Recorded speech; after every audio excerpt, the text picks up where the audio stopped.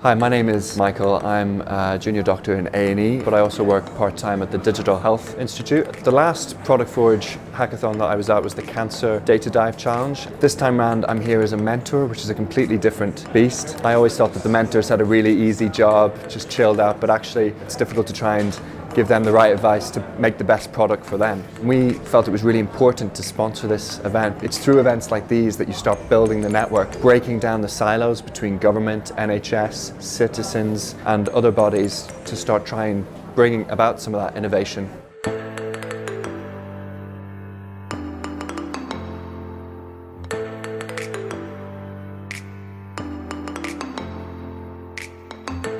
We were involved in Future Health Hackathon last year, and that was the first time we'd seen the power of such an event. Because there's now a real focus on public health in Scotland, we thought it would be great to hold another hackathon, this time focusing on the use of data in health to inform that public health debate.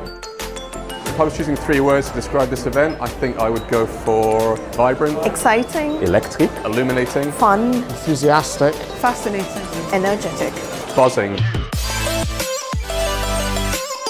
We've got around about a dozen staff in our organisation taking part. It's a big learning and development opportunity, and also working with people from industry with other skills to create something new to answer some of the big questions around improving public health.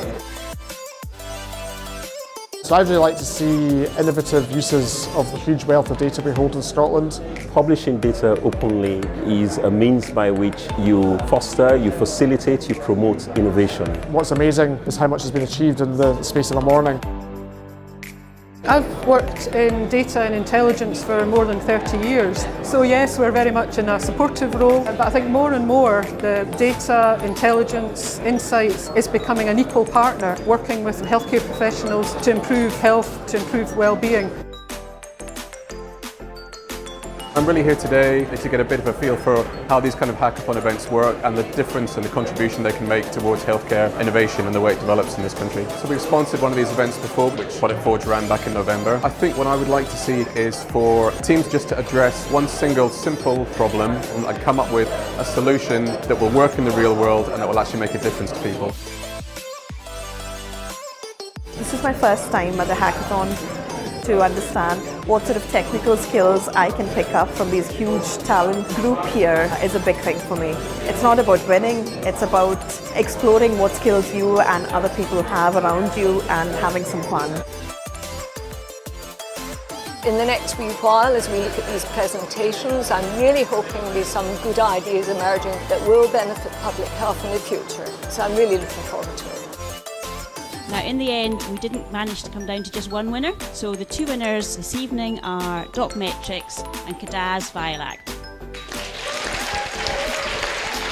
DocMetrics we thought was really tangible in terms of being a goer and we could see how it would work.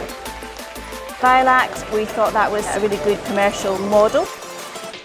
I was really pleased to see that they picked up on some of the really big public health issues alongside thinking about what data and technology could do with them. So I was really unconvinced that I was going to even stay and didn't really know what the event was about, but it's been the best opportunity to meet new people and focus on something that you really believe in. Getting to know these guys, and they're amazing people and from different backgrounds, and I never meet them otherwise. So I'm just really thankful for this whole thing. It was a great experience.